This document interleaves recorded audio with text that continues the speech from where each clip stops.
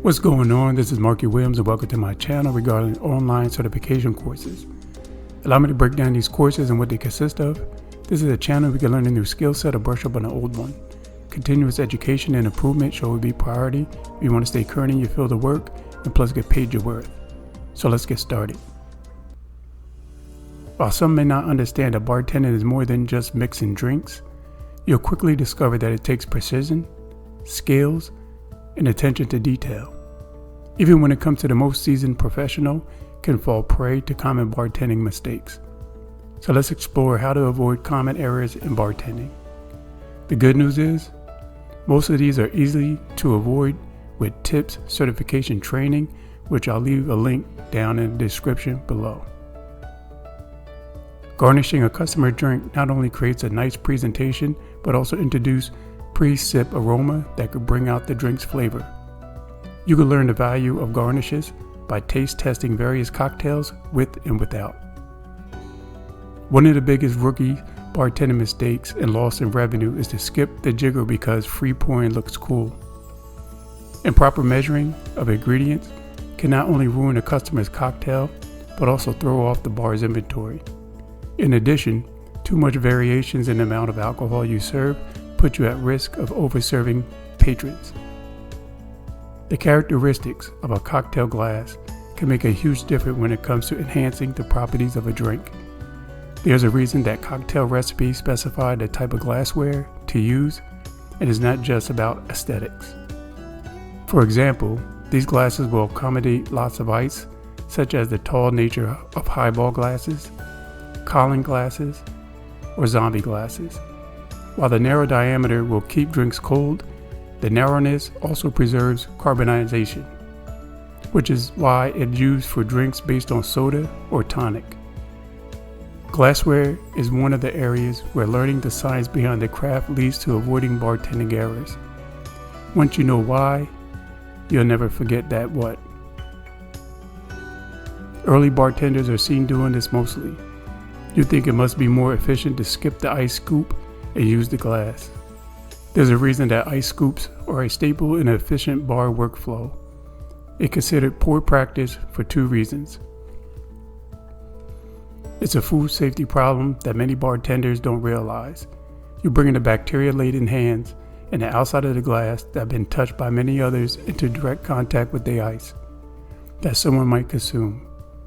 Also, the ice will eventually contaminate the beverage, even if the ice itself doesn't get ingested. The glass might break. If it does, shards will scatter directly into the ice reservoir. Some pieces can actually get small enough to the point that they aren't easily noticeable, which is a huge safety hazard.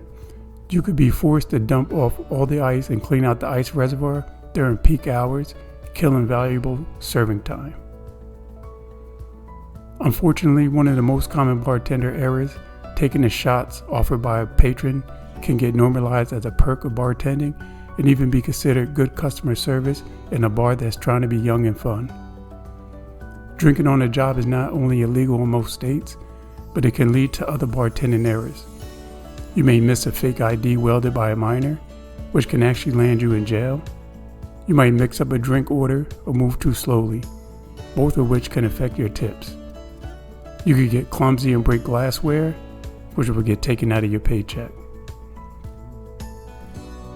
Of all the bartending skills to polish until they shine, ID checks are an important one because it's an error where the consequences are a matter of legal compliance for bartenders.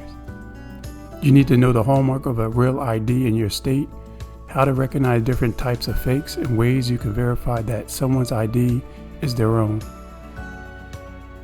In many states, bars and bartenders legally bear a responsibility towards public safety through the prevention of all illegal alcohol sales. The mistake of a bartender overserving a patron or to continue to sell or serve alcohol to someone who is visibly intoxicated is far more common than underage drinking. Since refusing service is the ultimate backstop against overserving a patron, some of the most critical bar service tips involve how to refuse service without offending or irritating the customer. It's helpful to not only understand the best practices, for refusing service, but also to understand the slow service tactics you can use to prevent it from ever becoming a confrontation. Many thanks for taking some time to check my tutorial out. All the links will be in the description below. Also have a website up and running, which is also Markie Williams Online Certification Courses. Please subscribe so you don't miss out on any training certification courses you may want to pick up. Comment below "done" and I will reply back. You can check me out on Facebook under Markie Williams, and they'll also have an online certification page where you can like and follow as well. Please make sure you check out these thumbnails floating around right here. Always remember to get paid your worth. Many thanks, is Markie Williams, and I will see you in the future.